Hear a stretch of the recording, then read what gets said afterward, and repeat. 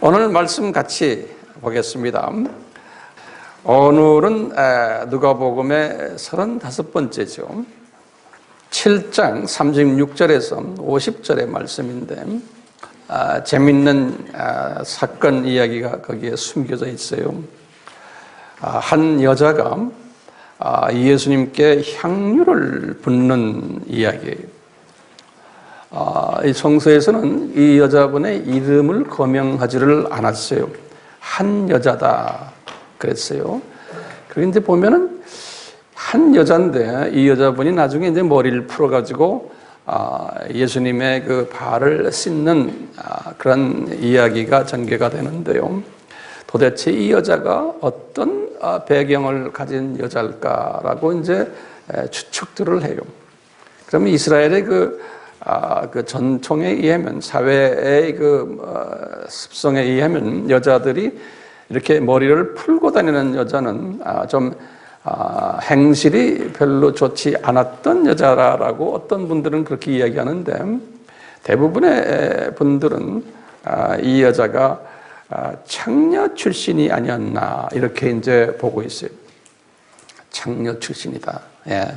이런 그 배경을 가지고 우선 우리가 한번 상고하기를 바랍니다. 우리 지난번에는 세례 요한에 대한 말씀 우리 같이 나눴는데, 이 말씀이 끝나자마자 지금 이 한 여자가 예수님께 향유를 붓는 사건으로 연계가 돼요. 우선 그 말씀을 보기 전에 이 성서에는 향유를 붓는 이야기가 몇 군데 나와요. 그래서 요 성서에서 이 향유를 붓는 선구를 제가 말씀을 드릴게요. 첫 번째 선구가 지금 오늘 본문의 선구예요. 그 다음에 두 번째 선구들을 보면요, 마태복음 26장 6절에서 13절, 그 같은 이야기가요, 마가복음 14장 3절에서 9절에 또 있어요.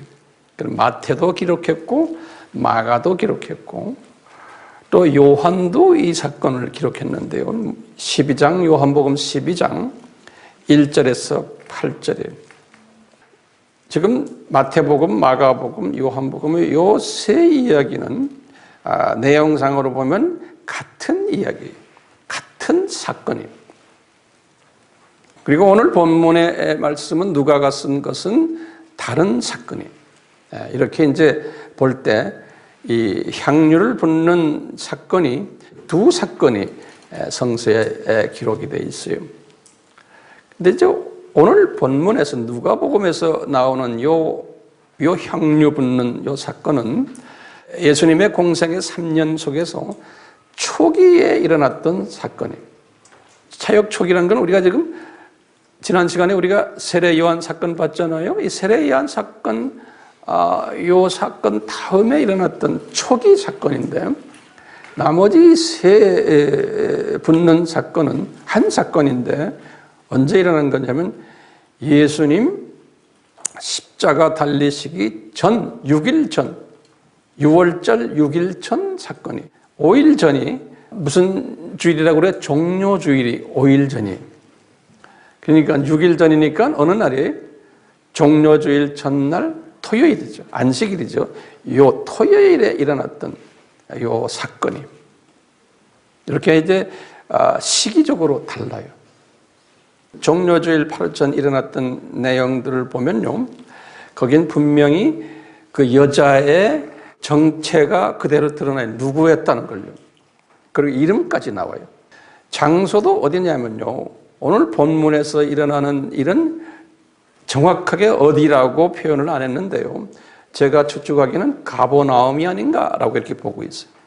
오늘 이 사건은요, 가버나움이 아닌가. 그런데 이제 나머지 세 이야기들은 도시가 정확하게 기록이 되어 있어요. 어디 있냐면 베다니에서 일어났다 그래. 베다니인데 정확하게 베다니 있는데 누구네 집이냐? 그 유명한 누구죠? 베다니에 나사로와 마리아와 마르다 집이. 그런데 이 마태복음에는 또 특히 뭐라고 써있냐면 베다니의 문둥 시몬의 집이다 이렇게 또 표현했어요. 그렇기 때문에 우리가 성서를 앞뒤를 잘 봐야 돼요. 그 집을 베다니의 시몬이라는 사람의 이름이 나오고 근데 문둥이 시몬의 집이다 그래요. 그래서 오늘도 시몬의 집인데 이게 혼돈스러운 거예요. 어떻게 다뤘냐면 이 시몬은 누군가 그러면 베다니의 시몬은 우리가 이제 일반적으로 이렇게 해석을 해요. 마르다의 남편이었다 이렇게 우리가 보고 있어요. 마르다의 남편이다. 그러니까 마르다가 자기 남편인데 문둥인데 같이 살았단 말이에요. 그 집에. 그러니까 그 집에는 지금 나사로도 살고 마르다도 살고 마리아도 살고 마리아의 남편 이야기는 안 나오지만 마르다의 남편 이야기는 나와요. 시몬이다 이렇게. 참 그 복된 가정인 모양이에요. 이렇게 온 형제들이 같이 사는 가정. 거기에 예수님이 항상 북쪽에서 이제 예루살렘을 방문하실 때마다 항상 들리셨던 집이 이 집이에요. 예수님이 예루살렘에서도 사역을 하시고는 항상 이 집에 오셔서 이제 주무시고 했던 그런 특별한 집이에요. 이제 이런데 지금 이 종료주일 전날에 있었던 이야기, 한 여자 할 때 그 여자가 누구냐면 마리아다 그랬어요. 마리아. 요한복음 12장에 보면요. 마리아다. 마가복음과 마태복음은 이 마리아란 이름이 안 나오면서 그냥 한 여자가 그러면서요. 예수님의 머리 위에 그 향료를 부었다 이렇게 나와요. 머리 위에. 근데 요한복음에서는 더 자세하게 나와요. 그러니까 머리에 부었다는 말은 안 하고 머리에 부으시고 이제 그 다음에 발로 내려가신 것 같아요. 이제 그래서 발에 붓고는 그 발을 머리털로 씻었다라는 이야기가 나와요. 그럴 때 이제 예수님의 제자가 할 때 요한복음에서는 그 제자 이름이 나와서 가룟유다가 그래요. 가룟유다가 그거를 300데나리온에 팔아가지고 가난한 사람을 주면은 될 터인데 왜 이럽니까? 그러니까 예수님이 이걸 딱 들어 지금 뭐라고 그래요? 이는 내가 이제 며칠 후에 십자가에서 죽을 텐데 나의 죽음을, 나의 장사 지내는 것을 기념하기 위해서 이렇게 이 여자가 지금 이렇게 한다라고 말씀하세요. 이제 이 이야기가 마태복음, 마가복음, 요한복음에 이렇게 있어요. 근데 오늘 본문에서 나오는 이야기는 이 내용과 다르다는 걸 제가 말씀을 지금 다시 한번 드려요. 때가 다르죠. 그렇죠? 그 다음에 또 장소가 달라요. 장소는 어디라고 그랬어요? 가버나움이다. 이렇게 이제 기억해 두시길 바라요. 지금 배경을 보면요. 예수님이 지난 주 한 몇 개월 동안 예수님께서 8가지의 그 신비로운 사건도 일으키시고 그 다음에 이제 도중에 내려오셔서 그걸 도중사역이라고 그랬죠? 기억나시죠? 도중사역도 하시고 그 다음에 가버나움에서 또 사역하시고 그리고 또 무슨 사역했어요? 나인으로 내려가서 나인성 사역도 하시고 이런 가운데 예수님께서 또 어떤 사건을 우리에게 주시냐면 세례 요한의 사건을 지난번에 쭉 주신 때 그러면서요 분명히 보니까 그런 일을 할 때 많은 군중들이 따라다니고 12명의 제자들도 이제 따라다니면서 그걸 다 이렇게 보면서 했는데 그 중에 우리가 이제 추측하는 게 한 바리새인 출신이 그걸 계속 이렇게 따라다니면서 보았던 모양이에요. 이 바리새인이. 이 바리새인은 이 가버나움에서 하여튼 종교 지도자 중에 한 사람이겠죠. 이름이 안 나오고 그냥 한 바리새인이 이렇게 했어요. 왜냐하면 많은 바리새인 중에 이 바리새인은 좀 특수한 바리새인이에요. 왜냐? 이 바리새인이 예수님을 자기 집으로 초청하는 그러한 일을 했던 바리새인이에요. 그래서 이 사람이 자기 집으로 예수님을 초청해가지고 잔치상을 이제 벌리는 그러한 이야기가 이제 시작이 돼요. 근데 예수님께서 이분이 초청했을 때 예수님이 나 안 간다 그러질 않으셨어요. 아주 기꺼이 그 집으로 예수님이 들어가시는 이야기가 나와요. 그럴 때 여러 사람들도 동시에 같이 초청했음이 틀림없어요. 거기에 보면은 예수님의 12 제자들도 거기에 초청을 받았을 것이고요. 그 다음에 이제 여러분들, 바리새인 친구들도 또는 그동안에 그 도시에서 또는 그 주변에서 예수님의 이 사역들을 구경했던 중에 좀 바리새인 이 높은 분과 관계에 있었던 분들이 많이 그 디너 파티에 점심인지 디너인지 모르지만 초청을 받았을 거예요. 이런 가운데 이런 일이 있다는 소문을 한 여자가 들은 거예요. 그 여자가 지금 우리가 말하는 소위 뒷 배경이 안 좋은, 그래서 성서에서는 이 여자를 죄인이라 그랬어요. 죄인인 한 여자, 그 여자의 이름은 없어요. 근데 죄인이라고 분명히 말했어요. 죄를 지은 한 여자가 예수님이 이 바리새인 집에 들어가셔서 지금 이렇게 잔치를 한다는 이야기를 듣고는 그 집을 이 여자도 따라서 들어간 거예요. 근데 보면 바리새인 이분이 그 여자가 들어오는 거에 대해서 반대했다라는 이야기는 없어요. 그냥 자연스럽게 이 여자도 거기에 이렇게 동참한 이야기가 나오는데요. 이 여자가 이제 예수님을 딱 보곤요, 이제 예수님 가까이 가시는 이야기가 있어요. 그 많은 군중들 속에서. 이제 그 잔치상을 벌려놨는데, 유대인의 그 전통에 하면 잔치상 할 때, 식사하실 때, 우리 한국말로는 그렇게 하죠. 이렇게, 다리를 옆으로 이렇게 하시고는 다리를 펴시고, 이렇게 이런 모습으로 이제 예수님이 항상 앉아 계시거든요. 그러니까 예수님의 다리가 저쪽으로 가 있고 몸이 이렇게 하고 식사는 이렇게 그런 모습이 그분들의 그 전통이에요. 식사를 하시는 전통이에요.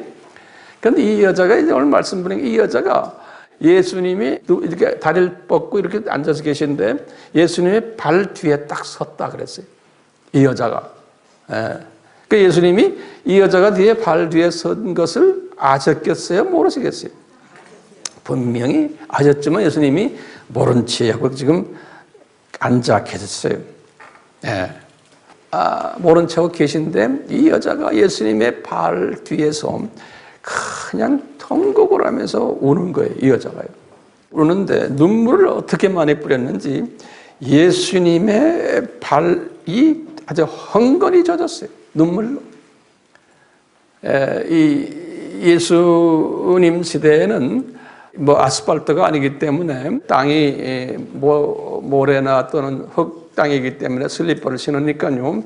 발이 항상 들어오니까 항상 그 손님들이 들어오면은 저 집에서 이제 발을 먼저 씻고 들어가는 이러한 그 전통이 있는데 예수님이 발을 씻지를 않으셨던 것 같아요.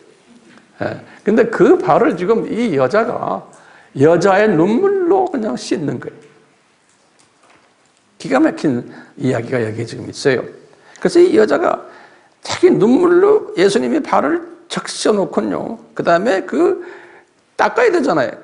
그 흙이 묻어 있고 이렇게 더러운 예수님의 발을 이 여자가 머리털로 이렇게 내려가지고 예수님의 발을 씻는 장면이 나와요. 그러니까 어느 정도 예수님의 발을 씻은 다음에 그 예수님의 발에다가 이 여자가 입 맞추는 이야기까지. 그래서 입을 맞춘 다음에 향유를 한 병을 들고 들어가신 모양이에요. 그 비싼 향유를 한 300데나리온 정도 되니까 한 데나리온이 한 달 봉급 정도가 된다 이렇게들 이야기를 해요. 이건 엄청난 가격이 있는 향유를 예수님의 발에다가 이렇게 뿌렸다가 아니에요. 여기 보면 아주 부어버렸어요. 그러니까 향유 전체를 예수님의 발에다가 부어버린 거예요. 영어를 pour, P-O-U-R, pouring 했다고 그랬어요. 그러니까 온 천지가 지금 향유 냄새로 가득 찬 거예요. 이런 장면을 이 집주인 바리새인이 딱 목격한 거예요. 이 사람도 그걸 보고 깜짝 놀랄 거 아니에요? 이 바리새인도 깜짝 놀라서 있는데 이 사람이 성서에는 그랬어요. 누가가 이렇게 표현, 이 사람이 속으로만 말하는 거예요. 속으로만. 내가 지금 초청한 이 예수라는 이분이 만약에 선지자였다면 분명히 이 여자의 배경을 알 터인데 어떻게 이 여자가 이런 짓을 하는 것을 가만히 놔두는지 모르겠다는 거예요. 이런 생각을 지금 누가요? 이 바리새인이 생각만 하고 있었다는 거예요. 그런데 예수님이 그 생각을 꿰뚫어 보시고는 바리새인에게 이제 말씀하시는 장면이 나와요. 그러면 이제 우리가 질문이 있는 거예요. 예수님이 신성을 포기하시고 100% 인성을 가지셨던 분인데, 그렇기 때문에 100% 인성을 가졌기 때문에 지혜와 지식이나 명철에 분명히 제한을 받으셨던 분 아닙니까? 그렇죠? 네. 그런데 어떻게 이분이 그렇게 꿰뚫어 볼 수 있을까요? 그러면 우리가 어떻게 대답해야 돼요? 예수님이 항상 성령님으로 충만해 계셨어요. 그러기 위해서 기도 생활을 많이 하시고, 예수님께서 세례 요한을 통해서 세례 받으실 때 성령님이 임하신 그때부터 성령님 충만하셨어요. 그러니까 우리도 마찬가지. 우리도 성령님으로 충만해 있으면 육을 가지고 있지만 예수님만큼은 아니지만 어느 정도 이런 지혜가, 명철과 지식이, 영분별력이 사람을 꿰뚫어 보는 이런 능력이 생기겠어요? 안 생기겠어요? 생기죠. 그러니까 예수님도 이걸 꿰뚫어 보신 거예요. 예수님이 요한복음 1장 48절에서도 나다나엘의 마음을 꿰뚫어 보셨어요. 이러듯이 예수님께서는 베드로가 3번 부인할 것도 꿰뚫어 보신 거예요. 그러니까 이 예언적 그 은사들을 가질 수 있었어요. 성령이 충만해지면요.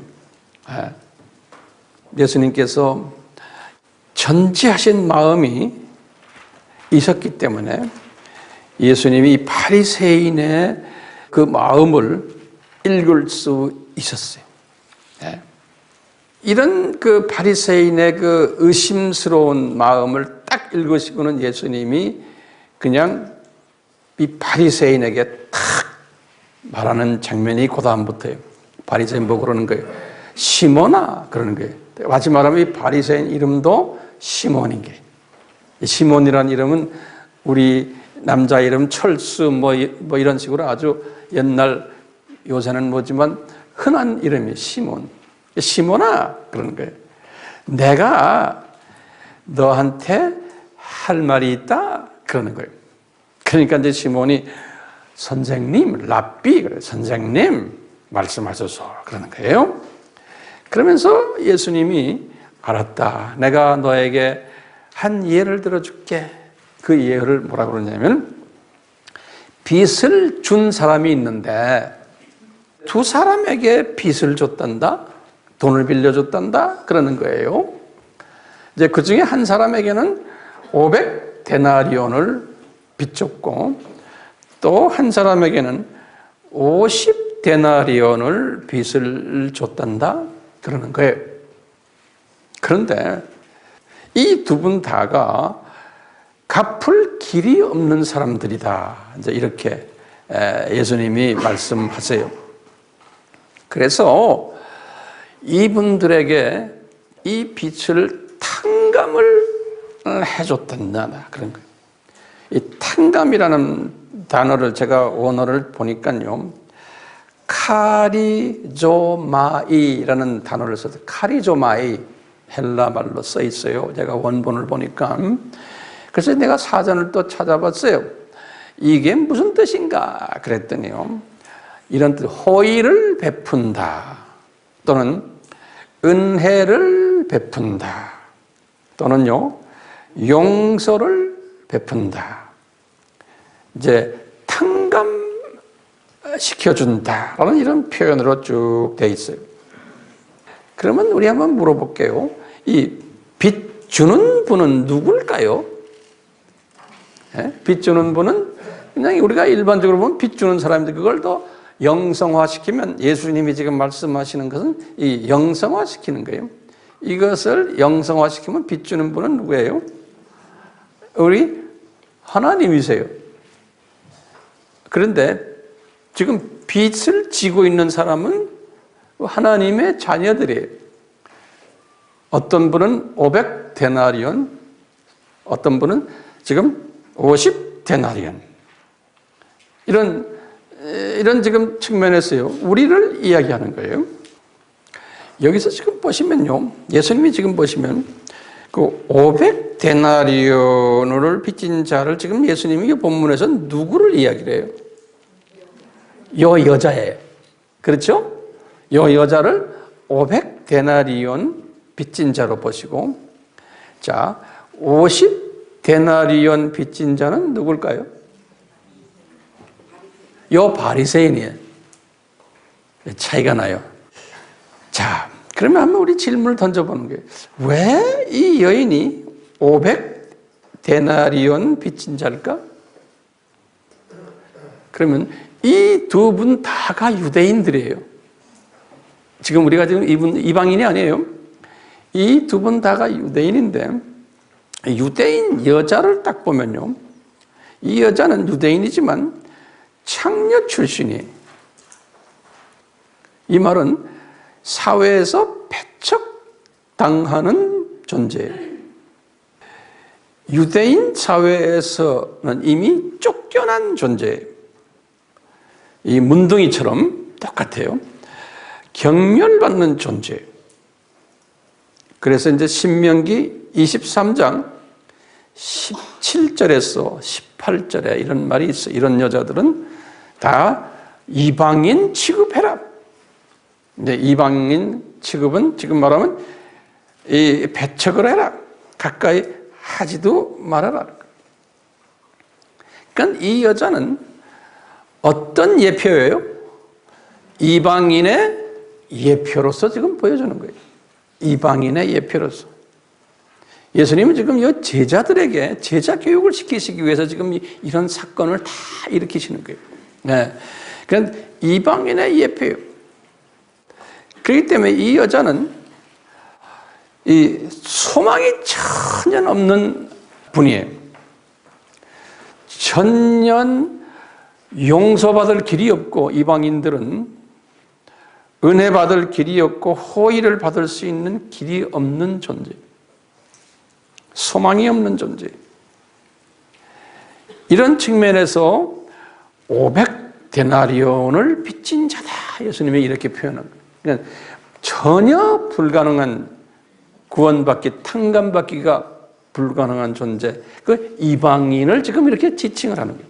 그것을 지금 제자들에게 이렇게 보여주는 거예요. 또 이 바리새인에게 또 보여주시는 거예요. 자, 그러면 이 여자가요, 1세기 때 복음을 받는 이방인의 상징적인 존재로서 이분을 딱 보여줬어요. 그 다음에 지금 이 바리새인, 이분은 뭘까요? 1세기 때 예수님을 인정하는 영의 눈이 뜨는 1세기 때 소수의 유대인을 상징화하는 거예요. 많은 바리새인들이 있었지만 다 예수님에 대해서 반대하고 눈이 감겨져 있었어요. 그런데 이 사람만은 예수님에 대해서 눈을 떴던 유대인 종교급 종교 지도자들로 상징화하는 거예요. 그러니까 이 사람은 빚을 져도 50데나리온밖에 안 져요.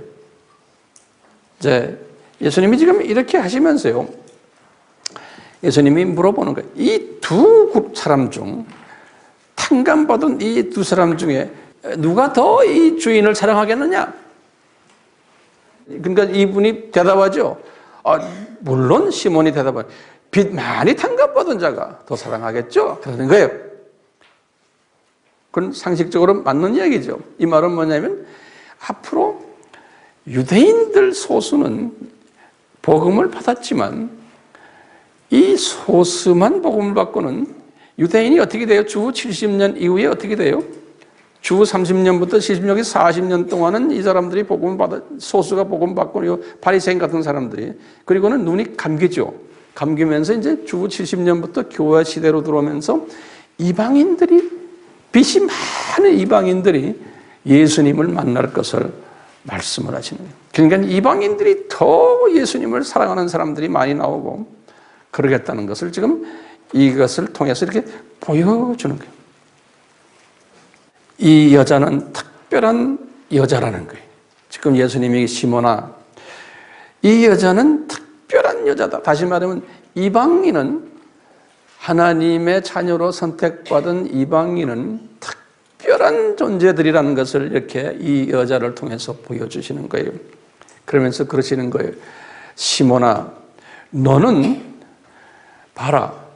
이 여자가 너희 집에 들어올 때 이 비싼 것을 다 이렇게 나를 위해서 바치지 않느냐?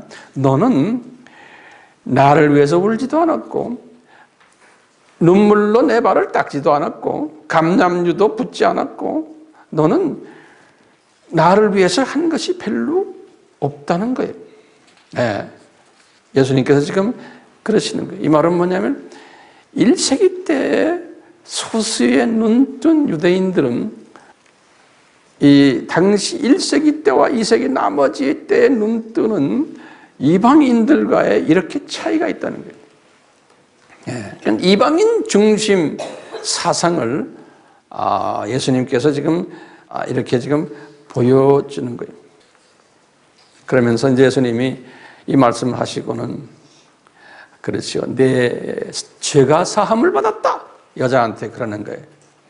그러면서 이제 너 편안히 집으로 가라. 네 믿음이 너를 구원했다.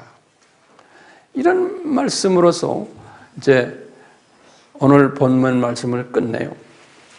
여기에는 여러 가지 메시지들이 있지만 특히 이제 제자들에게 지금 이 예수님의 그 정체성을 가르쳐주고, 지금 오늘 여기에서 내 죄사함을 받았다라는 말은 뭡니까? 예수님이 누구라는 거예요? 심판자고 구원자고 죄사함을 주시는 분이라는 것을 가르쳐 주시는 거예요. 이 제자들에게. 제자들은 지금 어깨 넘어 이렇게 보면서 이 사건을 보면 나중에 이분들이 나중에 사역자가 되는 한참 후에나 이것을 다 깨닫게 돼요. 이게 당시에는 몰랐어요. 듣기만 했죠. 예. 이와 같이 우리도 마찬가지. 때가 되면 나중에 이게 다 깨닫게 되는. 또요. 이 정체성을 가르쳐준 다음에 그 다음에 무엇을 가르쳐줬어요? 이 사건을 통해서 복음 전파 순서를 가르쳐준 거예요. 우리가 지금 계속 이 공부하고 있죠? 예수님이 복음이 제일 먼저 유대인에게 갔다가 그것도 유대인의 소수에게 갔다가 거기는 디아스포라에게 갔다가 이제 이방인에게 갔다가 나중에 유대인이 눈이 감기고 이방인의 숫자가 충만할 때까지, 그러다 나중에 유대인이 눈을 뜨고 우리가 다 공부했잖아요. 이 복음 전파 순서의 첫 부분을 오늘 말씀 속에서 이렇게 가르쳐 주신 거예요. 그러니까 이 여자가 너 구원받았다. 네 믿음이 너를 구원케 했다. 이방인이 이제 복음화될 것을 이렇게 했어요.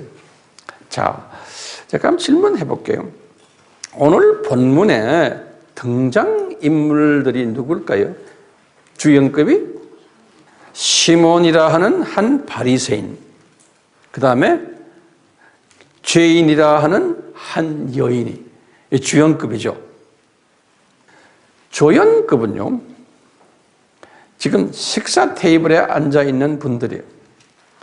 거기에 지금 시몬 바리새인의 가족들, 친척들, 친구들, 동네 유지들, 특히 관리들, 또 다른 테이블에는 또 예수님의 12 제자들, 세례 요한의 제자들, 또 그 동네의 딴 분들 이렇게 다들 같이 앉아 있었을 거예요.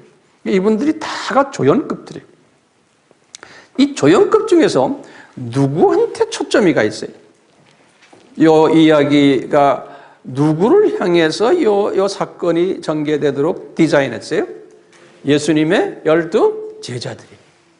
이 사복음서는 이 12 제자들에게 예수님의 정체성을 훈련시키는 그 교재가 이 사복음서예요.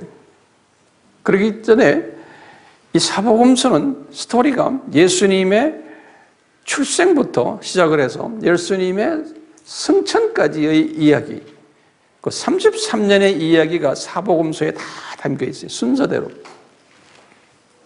그러니까 이 사복음서는 한마디로 말하면 예수님이 누구다, 그분의 삼위일체 되심, 그분의 기독론, 이분의 구원자 되심, 또 이분이 성결자의 주체가 되심, 이분이 다시 오심, 재림하실 걸, 또 이분이 창조주 되심, 여러 가지 예수님에 관한 이야기들이 사복음서에 직접 간접으로. 오늘 지금 여기에서 네 죄가 구원받았다, 제사가 사함받았다는 건 이분이 뭐예요? 제사함 주시는 분, 다시 말하면 심판주 되심을 오늘 이렇게 또 간접적으로 보여주시는 거예요. 이것을 첫 번째 예수님의 정체성을 보여주시고, 두 번째는 뭐냐면요, 이 제자들에게 너희들은 복음 전파 순서가 이렇다는 것을 가르쳐 주시는 거예요. 복음이 어떻게 전파가 되느냐, 민족 차원에서 유대인에게, 소수에게 갔다가, 그것을 이제 디아스포라에게 갔다가, 나중에는 이방으로 넘어갔다가, 눈이 감기면서 유대인이 이제는 전 이방으로 이제 가는 그 순서가 있어요. 이 순서를 이렇게 쫙 가르쳐 주시는 거예요. 그렇기 때문에 12 제자들에게 그래요. 얘들아, 너희들은 순수 유대인인데 너희들의 사명은 이것을 깨닫고, 너희들은 로마 제국이 이방 나라들인데 로마 제국에 이 복음을 가지고 퍼뜨려야 되는 일을 할 존재들이라는 거예요. 그렇기 때문에 너희들은 타 문화권으로 가야 되는 존재라는 거예요. 그렇기 때문에 이 3년을 이걸 계속 사복음서를 통해서 훈련시킨 다음에, 그리고는 어떻게 하셨어요? 이분이 부활하신 후에 40일 동안 요 명령을 내는, 너희들 이제는 타 문화권으로 가라. 그러니까 예루살렘에만 머물러 있지 말고 온 유다와 사마리아와 땅끝까지, 그러면서 판타타 에뜨네, 모든 족속 타 문화권에 가서 나의 증인 역할을 하라는 거예요. 그러니까 나의 증인이냐면 너희들 3년 동안 배운 거 있지, 내가 누구라는 걸, 내가 왜 이 세상에 왔고, 내가 무슨 일 하러 왔고, 무엇 때문에 왔는지를 너희들 나가서 전하라는 거예요. 이 이야기가 무슨 이야기예요? 이게 사복음서의 이야기예요. 그렇기 때문에요, 우리도 딱 마찬가지예요. 우리도 이 복음을 내 민족만이 아니고 타 민족의 복음을 이야기할 때 그냥 복음이라는 단어보다는 뭐라고 말해야 돼?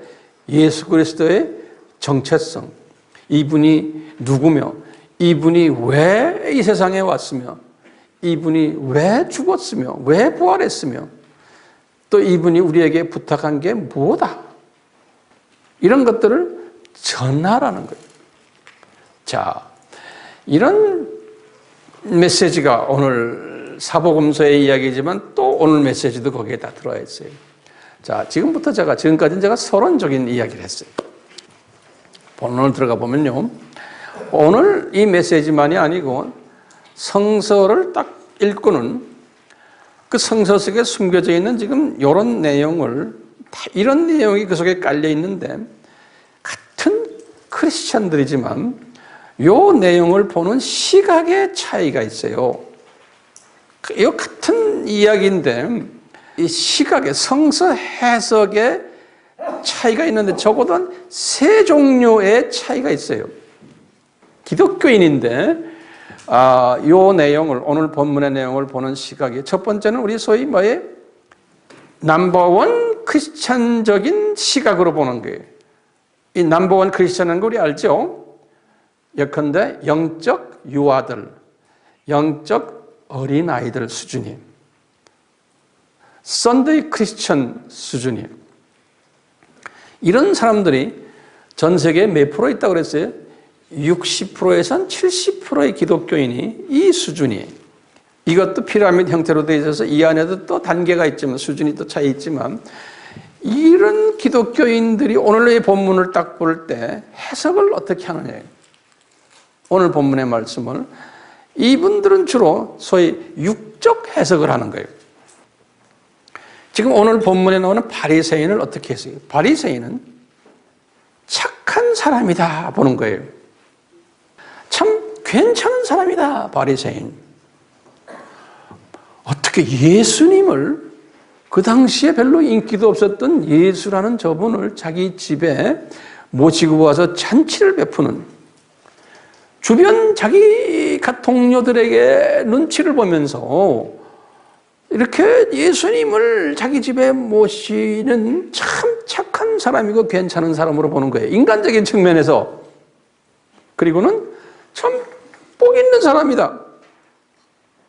또는 마음이 넓은 사람이다.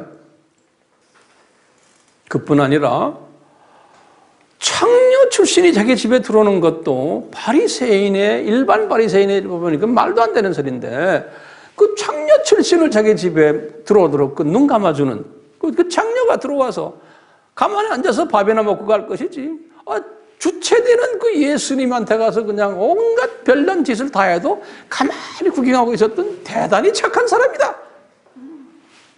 이렇게 해석이 가능해야 안 가능해요? 이런 해석을 하는 기독교인들이 60%에서 70%예요. 그러면 그걸로 만족하는 거예요. 그런 수준의 기독교인들이 있어요.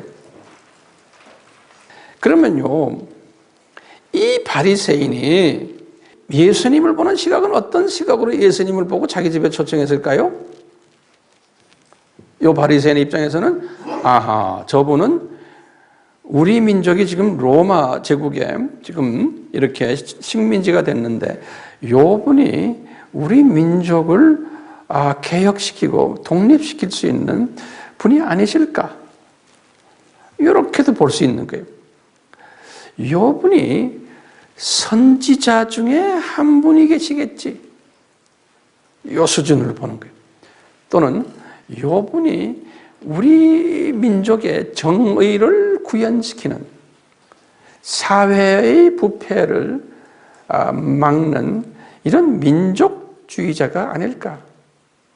이렇게 기대를 하면서 예수님을 초청을 했었을 거예요. 이렇게 했었다고 보는 거예요. 지금 일본 기독교인들의 해석은 이런 식으로 또 성경도 가르치고 큐티도 하고 이런 식으로 뭐예요? 바이블 스터디도 하고 이런 식으로 신학교에서 신학 이론을 전개해요. 자, 그렇다면 이런 수준에서요, 요 지금 죄 있는 한 여자에 대해서는 어떻게 해석을 할까? 요 일본 수준의 기독교인들에서 이 죄 있는 여자는 어떻게 해석해요? 아하, 사회적 약자구나, 소외된 자구나, 하층 계급자구나. 그러니까 이런 사람들을 대표하는 여성으로 보는 거예요. 그러니까 예수님이 봐요, 이 사회적 약자를 이렇게 배려하신 예수님. 그리고 이 여자가 또 어떤 모습이냐면 자기의 죄를 뉘우치고 회개하는 그런 모습들. 그래서 자기 것을 다 바치는, 예수님께 고마운 것을 표하는 이런 여자구나. 우리가 그런 사람 됩시다. 이렇게 우리가 할 수 있죠. 그렇죠? 이런 해석이. 그렇다면요, 요 여자가 예수님을 보는 시각은 어떨까요? 요 여자가 지금 일본 기독교인들이 해석을 할 때 요 여자의 기독론을 어떻게 보겠어요? 요 여자가 예수님을 보는 시각은 이렇게 보는 거예요. 아, 예수님은 윤리적, 도덕적, 사회적으로 이 처진 사람들을, 하층 계급들, 소외된 사람들을 용서해주고 돌봐주시는 분이시구나. 용서해주시는 자비로우시고 사랑이 많으신 분이시구나. 요 수준으로 볼 수 있는 거예요.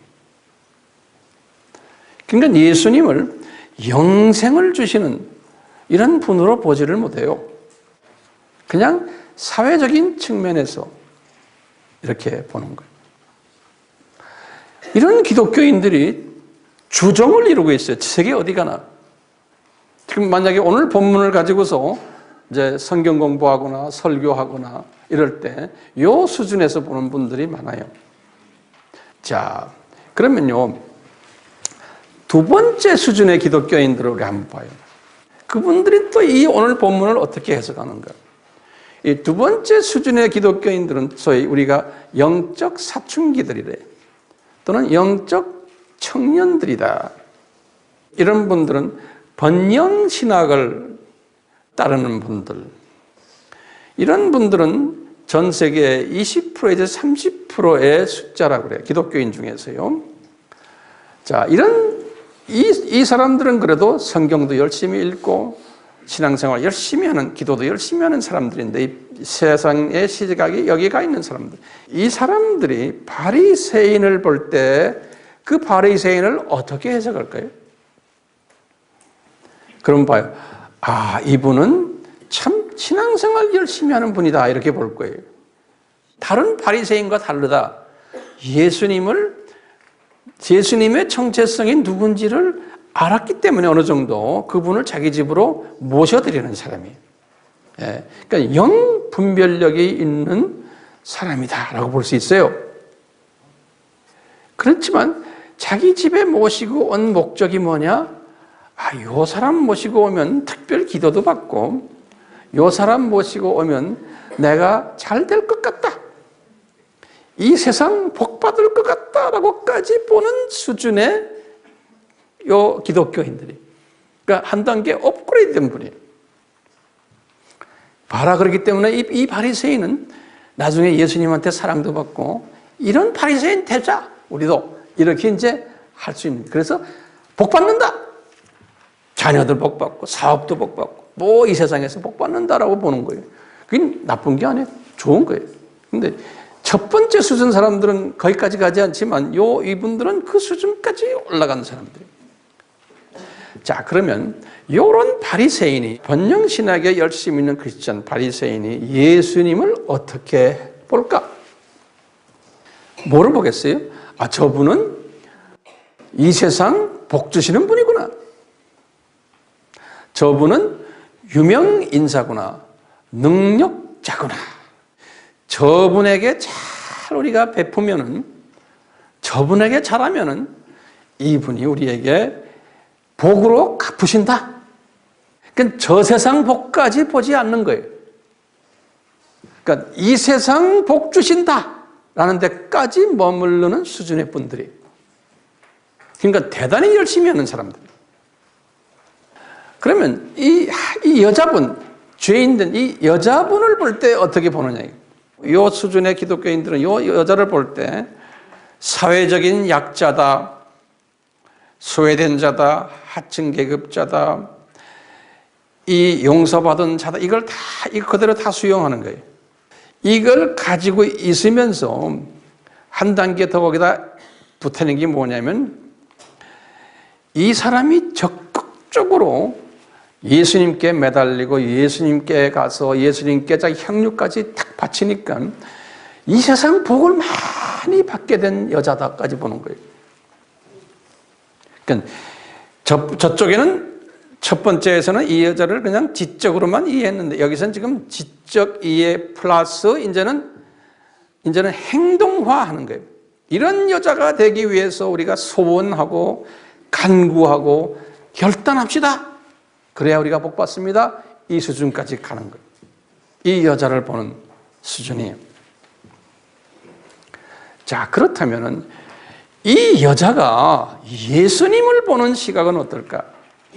거기에 대해서 어떻게 우리가 해석하나요? 두 번째 기독교인들이 이 여자를 보면서 이 여자가 예수님을 어떤 시각으로 봤을까? 이 여자가. 그러면 분명히 이 여자가 예수님의 정체성을 알았어요, 몰랐어요? 예수님의 정체성을 알았던 분이에요. 그렇죠? 그리고 예수님이 윤리적, 도덕적, 사회적 이 죄를 용서해 줄 수 있는 분이라는 것까지도 다 알았어요. 그뿐 아니라 영적 죄까지도 용서해 주는 분인 것을 이 여자는 알았어요. 거기다가 감사 표시까지 했던 여자였어요. 울면서 눈물 흘리면서 그런 헌신하는 거예요. 예. 다시 우리 크리스찬들이 이런 크리스찬들이 있잖아요. 예수님을 향해서 헌신하는 사람들이에요. 근데 문제는 뭐냐? 항상 제가 말하지만요. 열심인데 상급을 이 세상에서 받기를 소원하는 사람들. 그러니까 저 세상 상급에 대해서는 별로 관심이 없는 거예요. 그러니까 오늘 본문을 딱 가지고 이제 조금 레벨을 높여서 이런 식으로 설교하고 가르치고 성경 공부할 수 있다는 거예요. 자, 세 번째 수준의 사람들, 이 세 번째 기독교인들의 이 오늘 본문을 해석하는 거예요. 해석하는 이분들은 소위 5%에서 10% 정도의 사람들이에요. 영적 아들 수준 또는 영적 아버지 수준이라 그래요. 요분들은 어떻게 봐요? 요분들은요, 지금부터 잘 들으세요. 첫 번째 레벨의 기독교인들의 그 수준을 다 소화해요. 그 다음에 두 번째 레벨의 모든 이 기독교인들의 수준을 다 알고 있고 소화해요. 그거 다 인정해요. 그러면서 거기다 또 한 단계 업그레이드 해가지고요. 그걸 또 영성화 시키는 거예요. 영성화 시키는 거예요. 그래서 첫째 보세요. 그러면 이런 사람들이 이 시몬 바리새인에 대한 해석을 어떻게 할까요? 첫 번째, 두 번째 다 소화하고 또 그렇게 그거 다 거기다 적용되지만 거기다 한 단계 더 적용시키는 게 뭘까요? 이 바리새인을 뭐로 봐요? 1세기 때 눈뜬 뭐예요? 유대인들. 1세기 때 소수의 눈뜬 유대인의 대표성을 보는 거예요. 그 예표로. 예컨대 이분들이 구루터기들이에요. 남은 자들이. 이 공생애 때 지금 예수님의 12 제자들도 다 여기에 포함될 수 있어요. 이런 분들이 1번 모습도 있고 2번 모습도 다 하지만 거기에다가 한 단계 업그레이드 해갖고 이 모습까지 가는 거예요. 약간의 초창기에는 의심까지 했었어요. 이분들이. 오늘 본문에 보면요. 만일 선지자라면 당시 예수님 선지자입니까? 당신이 선지자라면 여기까지 의심 초창기는 하지만 나중에 가서는 다 의심도 이제 다 풀어져요. 그러니까 이분들이 초창기 의심하는 건 율법의 굴레에서 벗어나지 못했던 1세기 때 선별된 크리스찬 그룹들이. 왜냐? 이 구약의 그 굴레에서 벗어나지를 못했던 분. 그러니까 진리가 너를 자유케 하는 데서 자유스럽지 못했던 분들이. 요한복음 8장 32절에 그렇죠? 예수님이 진리가 너희들을 자유케 한다는데 거기서 자유를 얻지 못했던. 그러니까 예수님을 딱 보고 당신이 진짜 선지자라면 이렇게 선택받은 사람들인데도 예수님의 선지자에 대한 것을 완전히 믿지를 못했던. 예수님의 12 제자들도 똑같았어요. 바울 빼놓고요. 베드로도 구약적인 사고를 가지고 있었어요. 야고보도 요한도 안드레도. 그렇기 때문에 이분들은 구원론도 그랬죠. 구약의 율법을 어느 정도 지키고 그 다음에 믿음을 발휘할 때에 구원받는다라는 그 신학을 처음에 가지고 있었어요. 그것 때문에 바울과 격돌이 있었어요. 그러다가 이제 예루살렘 총회에서 이 문제가 해결을 받은 이야기 알죠? 예. 그러니까 이 유대인들이 초창기에는 이런 과정들이 필요하다는 거예요. 자, 그렇다면요, 이분들이요, 지금 이 세 번째 분들이에요. 이 죄인인 이 여자를 보는 해석이 뭘까요? 첫 단계, 두 번째 단계 다 소화하면서 요 여자를 물어봐요. 1세기 때 이방인 크리스천들로 보는 거예요. 이런 식으로 해서요. 이 바울도 나중에 깨달았지만, 요 오늘 본문이 이렇게 이 세 부분의 해석의 차이가 있는 거예요. 이 세 부분에. 기독교 2000년 역사에서 이 세 부분의 성서 해석의 그 차이를 항상 구별을 해오면서 이 퍼센테이지도 똑같아요. 60, 70%는 20, 30%는 5%, 10%는 이렇게 구별을 하면서 쭉 기독교 역사가 진행이 되어 왔어요. 기독교 역사가. 그렇기 때문에 같은 하나님의 자녀지만 그 안에 다양한 믿음의 분량이 있다는 것을 우리가 볼 수 있어요. 그래서 바울도 항상 이것을 강조를 해요. 로마서 12장 3절에 기독교인들아, 로마 교인들아, 기독교인이라고 해서 다 같은 기독교인이 아니다. 믿음의 분량이 다르단다. 그러는 거예요. 믿음의 크기가 다르단다. 믿음의 종류가 다르단다. 그뿐 아니라 로마서 12장 6절에는 은사가 또 다르다. 은사의 분량이 다르고 크기가 다르고 종류가 서로 다르단다. 그뿐 아니라 디모데에게도 가르치시는 거예요. 디모데 후서 2장 20절에서 21절에 이제 순교 1년 전에 이것을 가르쳐줘요. 자기 제자 사랑하는 아들에게 그러는 거예요. 얘들아, 얘야, 큰 집에는 금그릇도 있고 은그릇도 있고 나무그릇도 있고 질그릇, 흙그릇도 있다는 거예요. 그래서 귀히 쓰는 그릇도 있고 천히 쓰는 그릇도 있다는 거예요. 그렇기 때문에 귀히 쓰려면은 마음을 깨끗하게 해서 거룩한 삶을 살 때, 선한 행위를 할 때 귀히 쓰는 그릇이 된단다 그러시는 거예요. 이제 오늘 제가 이 말씀을 드리는 이유는요, 우리가 지금 살고 있는 이 세대에 내 민족만이 아니고 어느 나라나 가나 똑같이 이 세 종류의 기독교인들이 있는 거예요. 이 분별을 정확하게 잘 하셔야 되는 거예요. 있다는 사실을 먼저 내가 인정을 해야 되는 거예요. 그걸 소화해야 되는 거예요. 그러면서 내가 과거에는 첫 번째였지만 내가 두 번째로 지금 발전됐고 이 두 번째에서도 이제 세 번째에 가는 경계선에 있다든가 이렇게 자기 스스로를 한번 이렇게 점검하는 거예요. 그러면서 이제 바울은 이렇게 이 순서를 가다가 이분은 지금 세 번째에 올라와 가지고 이 하나님의 이 말씀을, 오늘 본문의 말씀을 이 세 수준으로 다 보는 거예요. 이 오늘의 본문의 말씀을, 사복음서도 똑같고 모든 성경 말씀을 이 세 수준으로 보는 거예요. 왜 그래요? 하나님의 자녀들 안에 이 세 수준의 사람들이 있기 때문에 그러는 거예요. 그리고요, 내가 이 분별력을 가지면 A라는 사람이 어떤 설교를 하면 저 사람은 어느 수준의 말을 하는구나. 저분은 어느 수준의 말을 하는구나. 내가 이걸 분별력을 가지는 거예요. 그리고는 그걸 가지고 내가 비평하면 안 돼요. 그 수준을 그대로 내가 어떻게 해줘야 돼요? 그냥 안아줘야 되는 거예요.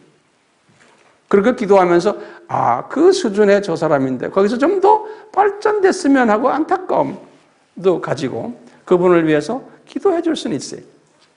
하지만 비평을 하면은 안 되는 거예요. 이 스트럭처를 우리가 알게 되면요. 그러니까요, 이 첫 번째, 두 번째, 세 번째를 다 끼고 있는 사람은 어떤 신학자라고 그러냐면, 제가 만든 말이죠. 융합신학자다. 이렇게 봅니다. 여러분들도 다 융합신학자가 되셔야 됩니다. 예? 나와 다른 사람, 다르다는 건 예수님 안에서예요. 이게 굉장히 중요하죠? 예수님 밖에서는 뭡니까? 지금 종교다원주의자들이에요. 같은 하나님의 자녀라고 하는데 다른 사람들이에요. 그 사람들은 하나님의 자녀들이 아니에요. 예수님 밖에서 종교다원주의자들을 이야기하는 게 아니에요. 그분들은 우리가 배척을 해야 돼요. 그렇죠? 근데 많은 지금 첫 번째 사람들 또는 두 번째 사람들 중에 자기도 모르게 이 울타리를 넘어서 종교다원주의까지 간 사람들이 꽤 있어요. 그러니까 그분들이 그쪽으로 가지 못하도록 우리가 도와주는 일을 해야 돼요. 그러니까 무조건 다 용납해주고 이해해주고 그러면 안 되죠.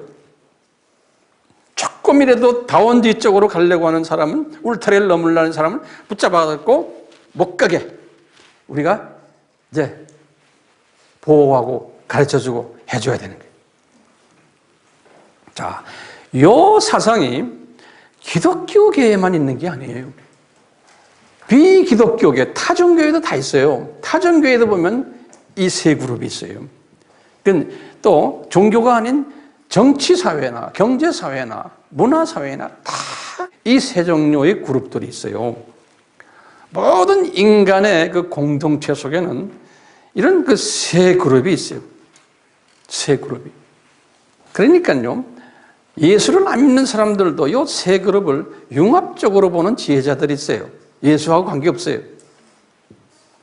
어떤 사람은 그냥 한쪽만 보고는 지가 잘났다고 떠드는 사람이 있냐면, 그러니까 융합적으로 보는 시각을 가진 사람은 항상 이렇게 큰 그림을 보면서 큰 그림 속에서 이렇게 키가 저 사람은 요거 키가 이렇게 자기가 보면서 하는 거예요. 그런데 예수 안 믿는 사람들도 이 세상에서도 그런 식으로 다 사물을 보는 거예요. 그런 사람들 보고 저 사람 참 마음이 넓다, 지혜자다, 참 괜찮은 사람이다 이렇게까지 보잖아요. 그릇이 크다. 예. 자, 우리 질문이 이렇겠지. 우리 교계에서 지금 이 세 가지 그룹들이 이렇게 있는 데다가 우리가 지금요, 그 다음에 이게 2000년 기독교 역사에서 그리고 앞으로도 계속 이렇게 세 가지 그룹들이 있을 거예요. 또 울타리를 넘어가는 사람의 숫자가 지금 점점 더 많아지는 거예요. 이게 예수님이 종말 때 내가 재림하기 전에는 이 울타리 넘어가는 내 자녀들이 꽤 많을 거다. 그래서 구원을 상실받을 사람들이 많을 것을 예수님이 예언하셨어요. 마태복음 24장에. 그럼 이게 우리 질문인 거예요. 도대체 예수님이 2000년 전에 예언하시고는 지금 우리가 그 예언이 성립되는 지금 세대에 살고 있는데, 이렇게 예언하셨을 때는 예수님이 그러면 우리 역사 속에서 손을 떼셨나? 이렇게 한번 보내요. 역사 속에서 아주 귀찮으니까 손 잠깐 띄고 계신가? 안 그러면요, 이 역사를 무관심하게 이제는 우리에게 그냥 맡겨버렸었냐? 또는 악이 성하고 부패가 성하고 예수님의 이름 때문에 이 세 번째 사람들이 욕을 먹고 핍박을 당한다고 예수님이 그러셨는데, 예수님이 손 떼신가? 안 그러면 예수님이 연약한 분이신가? 사탄이 더 강하고 그 사탄에게 전권을 주셨나? 왜 기독교인들이 이렇게 약한 모습으로 나타나게 하셨나, 이게. 이 전체 큰 예수님이 이 사회라는, 이 세상이라는 데 보면 이 세상을 예수님이 어떻게 디자인을 하셨냐면요. 그래서 이제 천국에 가는 디자인을 우리가 알아야 되는 거예요. 제가 항상 이야기하지만요, 이 천국이라는 하나님의 나라, 하나님의 나라를 크게 먼저 보면 뭐예요? 영토적으로 보면은 공간적인 영토 있고 그다음에 시간적인 영토 있다고 우리 배웠죠. 하나님의 나라다 하면요, The Kingdom of God 그래. 이 Kingdom of God은 창세 전부터 영원 세계까지. 근데 그 사이에 시간 세계가 딱 있는 거예요. 7,000년 시간 세계가 있는 거예요. 자, 우리는 지금 7,000년 시간이란 이 세계를 예수님이 성서에서 바울도 그랬고 이 세상이라고 그랬어요. 그 7,000년 시간 세계. 그 다음에 영원 세계는 뭐라고 그랬어요? 저 세상 그랬어요. 또는 윗세상, 이쪽을 아랫세상 이렇게 성서에서는 돼 있어요. 그 우리가 지금요, 이 세상에 두 세력을 허락하셨어요. 사탄의 세력과 성령님의 세력이, 악령의 세력과 성령님의 세력이. 그래갖고 이 세상에 두 족속을 만들었어요. 하나님의 자녀와 사탄의 자녀를. 그런데 예수님이 그러셨어요. 이 사탄은 이 세상 임금으로 임명했다 그랬어요. 사탄을 요한복음 12장 31절에 이 세상 임금이라고 그랬어요. 그러면 예수님은 뭐예요? 예수님은 만유의 임금이에요.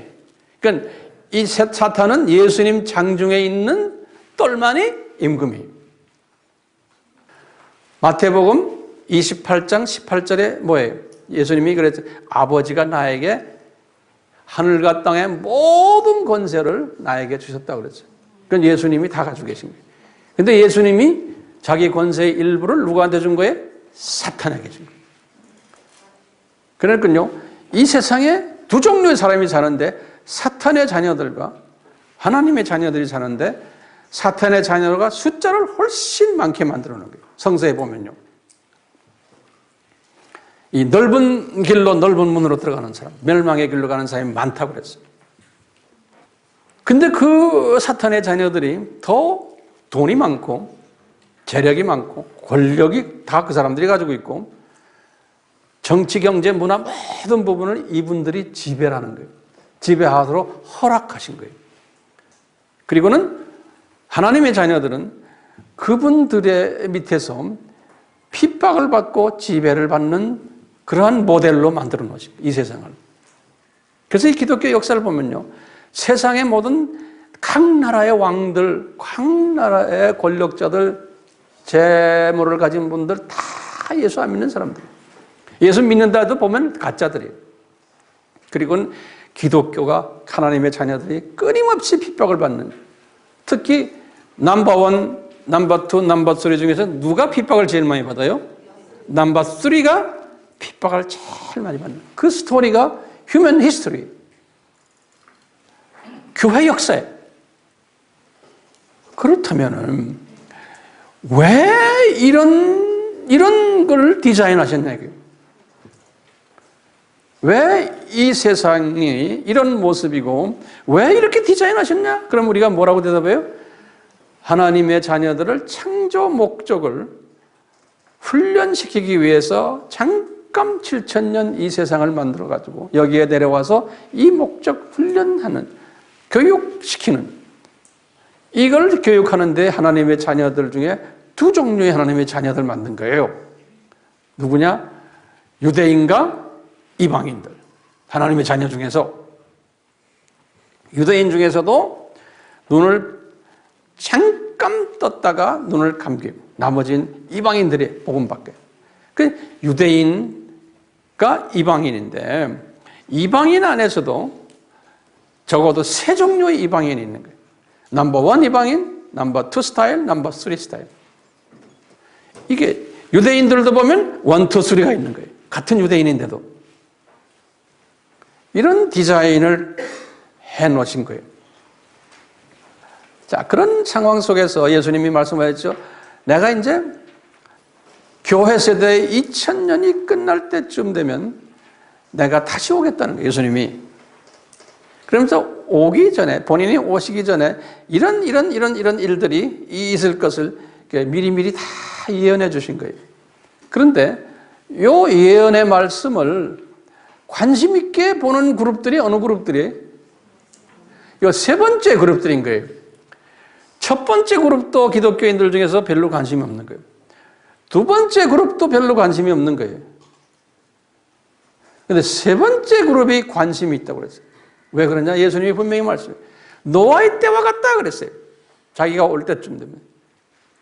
자, 이제 이런 시각으로 볼 때요. 예수님이 그러셨어요. 이것은 천국의 신비다 그랬어요. 미스터리. 바울도 그랬고요. 자, 이런 시각을 가지고 우리가요, 이제 이 세상을 보는 거예요. 지금 오늘날 이 세상을요. 자, 이 세상을 한번 보면요. 오늘날 지금요, 우리가 지금 당면에 있는 문제들이 있어요. 지금 우리나라가, 이 조그마한 나라가 경제적으로 많이 지금 발전되고 정치적으로도 많이 발전됐지만 갑자기 요 근래 와서 상당한 어려움 속에 있는 거예요. 미국과 중국과 일본에 쌓여가지고 상당한 어려움 가운데 있는 거예요. 이렇게 열심히 이 나라가 교회도 많고 크리스천들도 많고 선교도 많이 하고 이런 나라인데 왜 이런 나라를 이 중국은 그 안에 기독교인들이 있지만 많은 크리스천들이 우리 한국의 크리스천들에게서 진액을 빨아먹어가지고 지금 크리스천들이 된 사람들이에요. 현대 역사에서 무신론적 공산당이 거기 있는 거예요. 일본도 무신론 나라예요. 우상 섬기는 나라예요. 우리에 비하면 북한은 김일성을 우상을 섬기는 나라예요.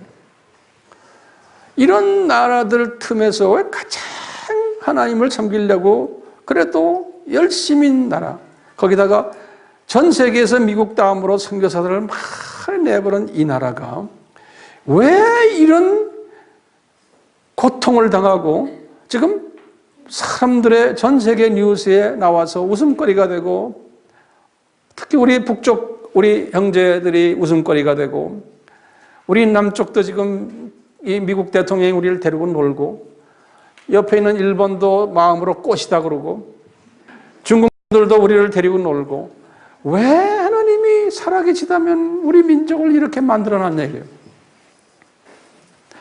대통령 선거를 지금 봐도 후보들 보면 한 분 한 분 보면 이 기독교인 우리가 말하는 넘버원 기독교인도 찾기가 힘든 거예요.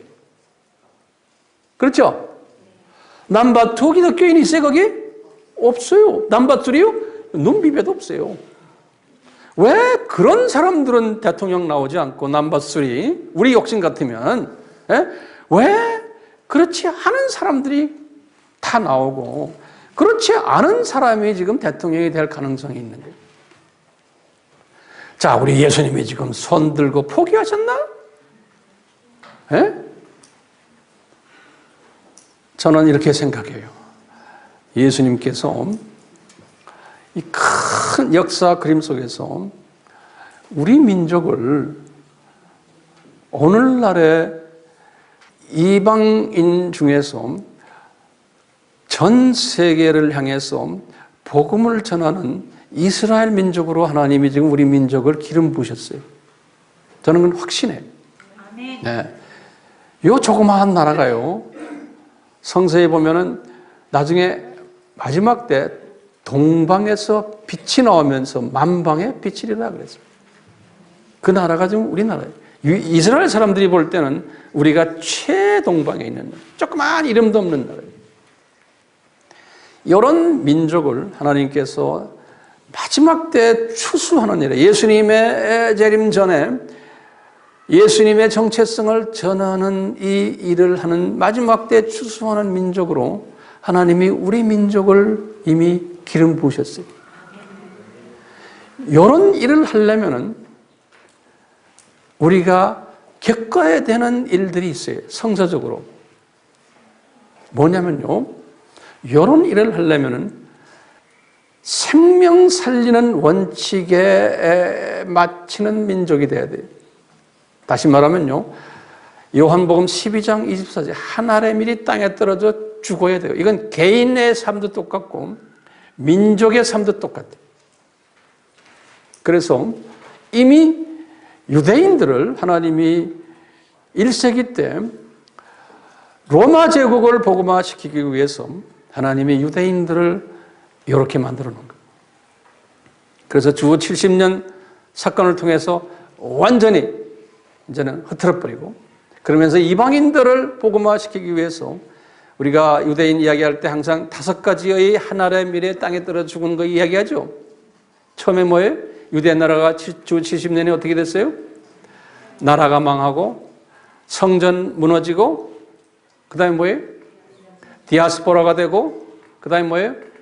기독교인에 의해서 안티세미티즘이 일어나고, 그 다음에 뭐예요? 영적 눈이 감겨서 예수님을 보지 못하는 이 5가지의 하나의 미리 민족적으로 그 민족이 죽어야지만 그 다음에 이방인들이 살아나게 됩니다. 그 일들이. 그 이방인이 지금 살아나면서 어느 정도 이방인의 숫자가 차니까 이분들을 이제 회복을 시키는 일들을 지금 주님이 진행하고 계세요. 똑같이 예수님의 재림 전에 한 민족을 들어서서, 그것도 이 이스라엘처럼 조그마한 민족을 들어서서 쓰러지는 그 민족이 우리 한국 민족이에요. 그건 부인할 수가 없어요. 전 세계에 지금 어디 가나 선교사가 없는 데가 있고 한국 선교사가요. 누가 봐도 깜짝깜짝 놀래요. 이 서양 사람들은 다 눈이 감겨졌어요. 한국 사람은 어디로 이민 가나 교회를 세우고 십자가 달아요. 어디 가나. 그러면서 그 안에서 서로 싸움질하지만 싸움질하면서도 예수님 잘 믿어요. 이게 싸움질 안 하고 다 이러면 또 아니에요. 이게 싸움하면서 가야 돼요. 그래야 겸손해지는 거예요. 부족한 가운데서 하는 거예요. 부족한 가운데서. 이런 민족으로 만들기 위해서 하나님께서는요, 복음을 100년 전에 120년에 떨어뜨려 놓고는 그 다음에 기독교인들을 많이 만든 다음에 일본 제국주의가 약 40년을 우리를 지배하면서 기독교인들 중에서 열심히 하는 사람들 중에서 일본의 황제에게 절하는 사람들을 또 허락하신 거예요. 그래서 우리나라 교회가 그런 짓들을 하다가 하나님께서 가장 싫어하는 거죠. 우리를 훈련시키는 거예요. 그래서 6.25라는 일을 하도록 해서 남북을 딱 갈라놓으시고, 이것도 하나님이 뜻 안에서 하시는 거예요. 북한은 우리나라의 복음이 먼저 들어왔고 가장 성령이 떨어졌던 평양, 원산, 그쪽을 하나님께서 완전히 우상 섬기는 땅으로 만들어 놓은 거예요. 이게 우리의 계획이 아닌 하나님의 철저한 계획 속에서 움직이는 거예요. 그 안에서 그루터기들이 그 안에 숨겨져 있는 거예요. 남은 자들이. 그래서 엄청난 고생을 지금 한 20만 명의 지금 기독교인들이 고생하고 있잖아요. 그 사람들이요, 고생을 하도록 하나님이 허락하시고, 우리가 아무리 기도해도 안 되잖아요. 왜요? 그분들의 그 하나의 미랄의 땅에 떨어 죽음이 이 남쪽으로 하여금 경제 부흥을 시키고 교회 부흥을 시켜가지고 세계 복음화에 쓰시려고 북쪽에 우리 형제 자매들이 저렇게 하나의 미랄에 떨어져 죽게 하시는 거예요. 하나님은 한 개인을 쓸 때가 있고 민족을 쓸 때, 주로 민족을 써요. 유대민족, 세계복음화를 위해서. 1세기 때는 처음에 유대민족을 쓰셨다가 로마민족을 쓰시고, 좀 있다가 이제 게르만을 쓰시고, 그러다가 나중에 가다 이제 스페니쉬를 쓰시고, 그러다가 이제 프렌치, 그 다음에 브리티시, 이제는 아메리칸, 그러다가 이제는 우리 코리안을 지금 쓰시는데, 우리가 이렇게 올라서면서 다른 나라들은 다 까막눈이 돼가고 있는, 우리가 거꾸로 그분들에게 지금 예수님의 복음을 전하는 민족이 돼버린 거예요. 근데 북한이 저런 어려움 속에 있기 때문에, 그 안에 하나님의 자녀들의 그 어려움이 죽는 일이 있기 때문에 우리가 지금 여기까지 온 거예요. 요 남한 안에서도요, 우리가 이 책임을 다하려면 남한에 있는 넘버3 크리스천들이 핍박을 받아야 돼. 민족적으로도요, 우리 민족이 지금 핍박을 받아야지만 우리 민족을 하나님이 쓸 수 있어요. 그러니까 중국이 우리를 핍박하죠. 일본이 우리를 핍박하죠. 미국이 우리를 핍박하죠. 예? 이 하나님이 다 그렇게 만들어 놓으신 거예요. 문제는 지금 뭐예요? 그럴 때마다 우리는 어떤 시각으로 봐야 돼요? 예수님의 재림 전에 우리가 할 일이 무엇라는 것을 깨닫게 하기 위해서 그걸 향해서 가야 되는 거예요. 전 세계 이방 복음화와 또 우리가 지금 뭐 해야 돼요? NK 복음화를 위해서 우리는 해야 되는 거예요. 여기에 초점을 맞추도록 주님께서 우리 민족을 지금 이렇게 어렵게 만들었는 거예요. 그러니까 교회가 소수의 남은 자들이 구루터기들이 요 일을 할 때 주님께서는 우리 민족을 다 붙잡고 계시는 거예요. 남북 전쟁이 날 것 같이 하면서 안 나죠? 예? 안 나요.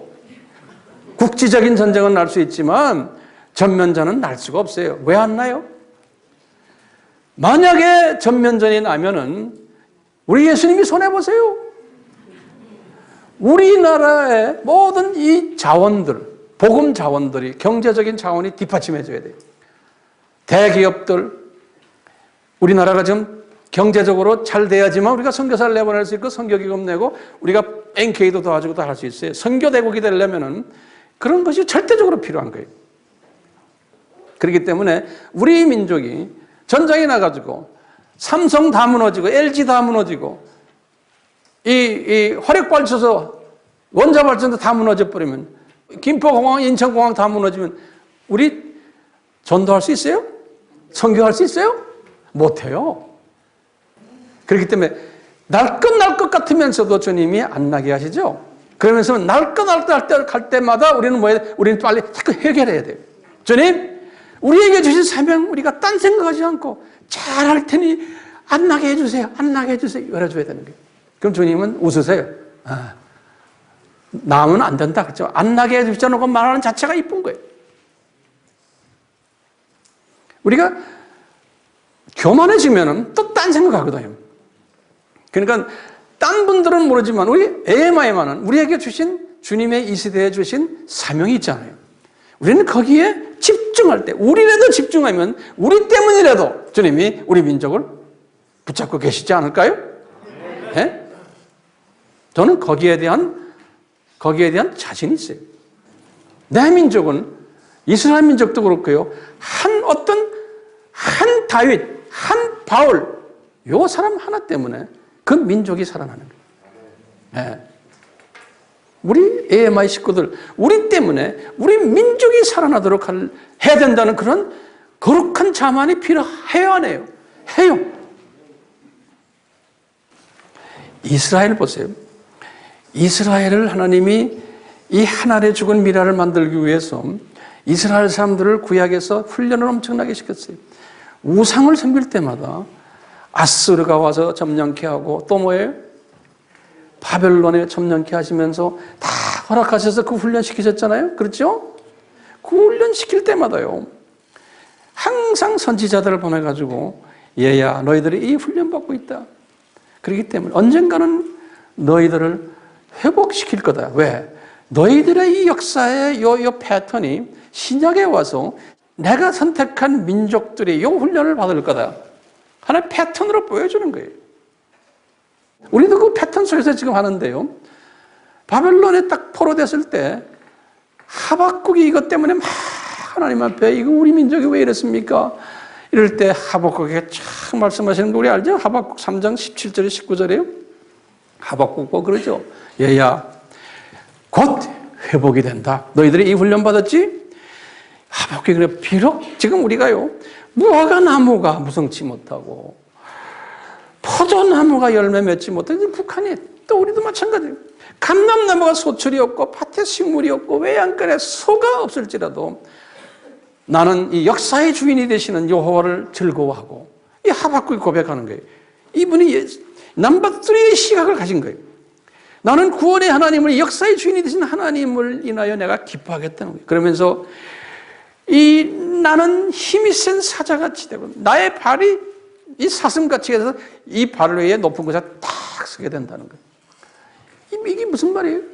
우리가 지금 이런 어려운 가운데 있어도 주님은 우리 민족을 단련을 시켜서 세계를 향한 복음을 전하는 민족을 만들기 위해서 이 단련시킨 다음에 하나님께서 똑같이 이스라엘을 회복을 시키시지 회복을 시키신다는 거예요. 회복이 돼야지만 우리가 이 세계복음화 일을 할 수 있잖아요. 그렇죠? 바울도 마찬가지로 이 사상을 가졌어요. 바울도요. 바울이요. 빌립보서를 쓸 때가 언제예요? 주후 60년에서 62년이죠. 그렇죠?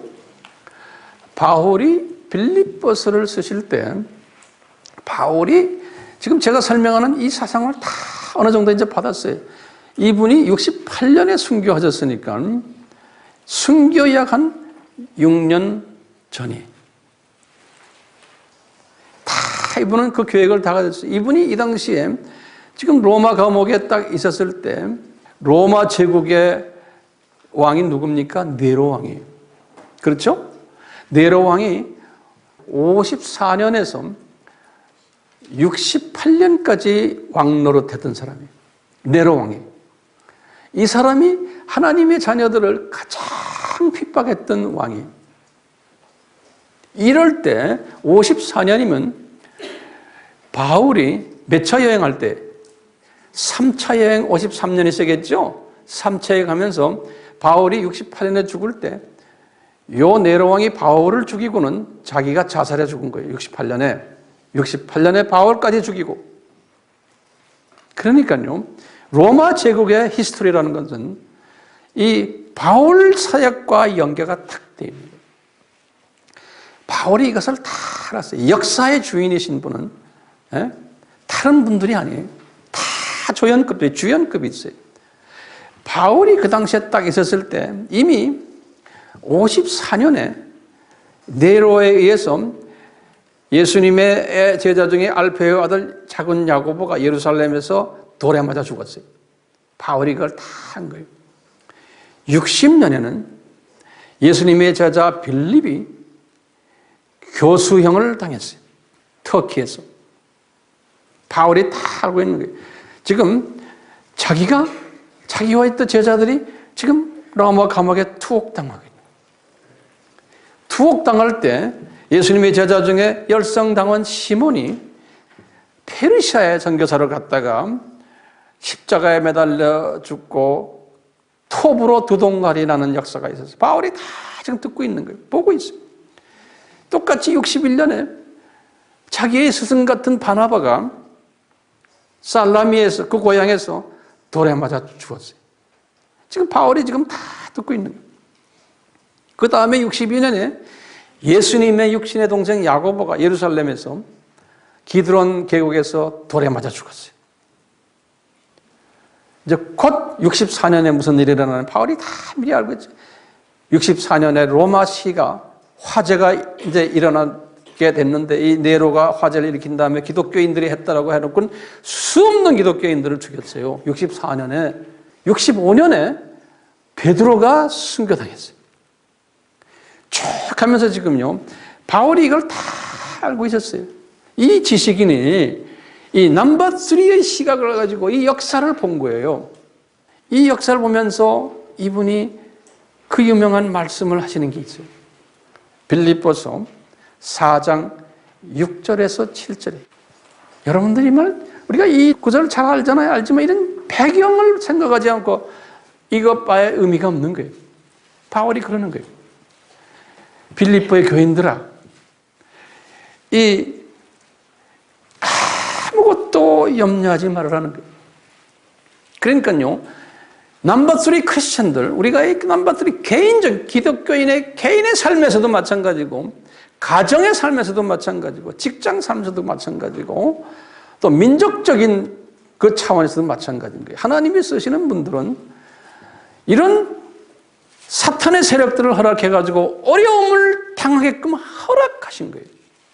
그러면서 세상은 흘러가게 되어 있는 거예요. 그 안에서 이 하나님의 뜻은 계속 이루어지도록 되어 있는 거예요.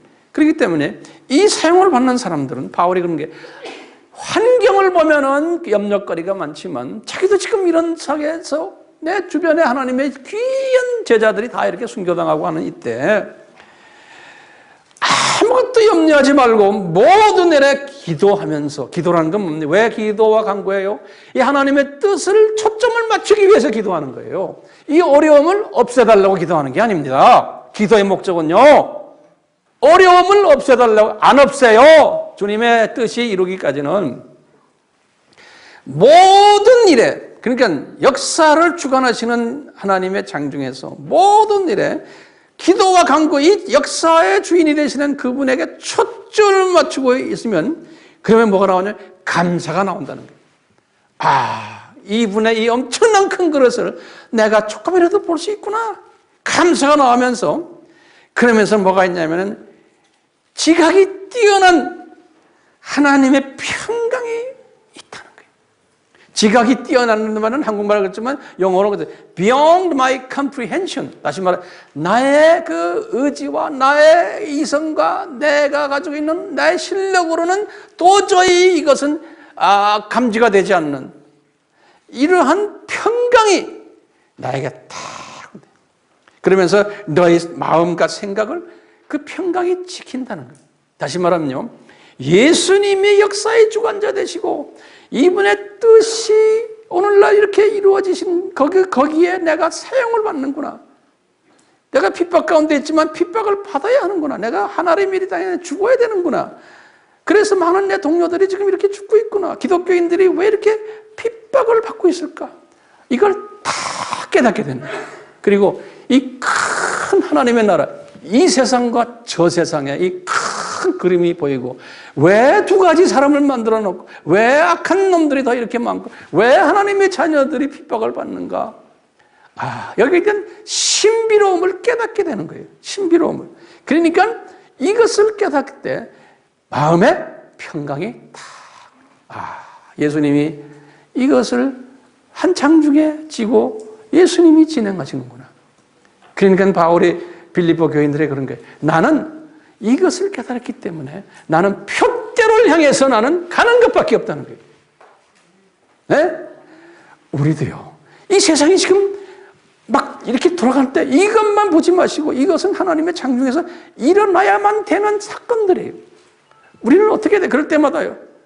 독수리가 딱 창고에 올라가서 표대를 딱 보듯이 우리는 NK 사역에 표대를 맞추고 이방인 숫자를 채우는 일에 표대를 맞춰서 직접 간접으로 여기에 관심을 두고 여기에 들어오고, 우리나라는 주님이 창중해서 이제는 이게 이러다가 우리 민족을 주님께서, 이게 특별한 민족 아니에요.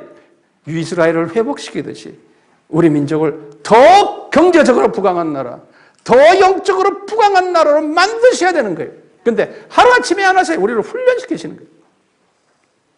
우리는 그런 특별한 존재들이, 그러기에 이렇게 어려운 때 우리는 어떻게 해야 돼요?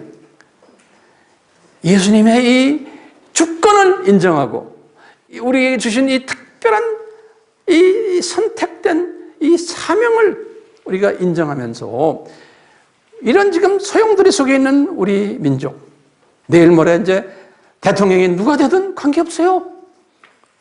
대통령이 누가 되든 이미 주님이 다 정해놓은 거예요.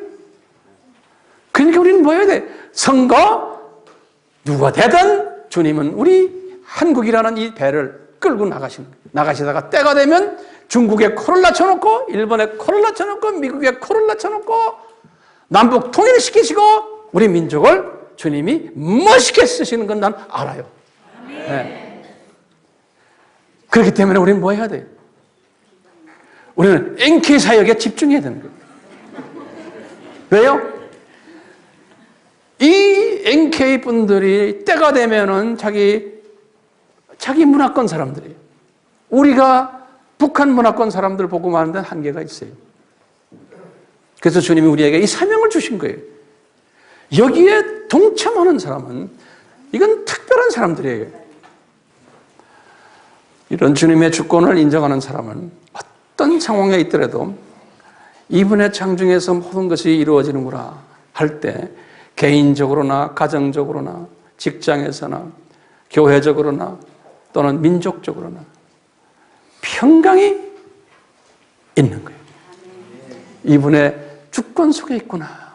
그러니까 이 평강은 이분의 이 주권을 인정을 할 때 이 평강이 나를 떠나질 않는 거예요. 같이 기도합시다.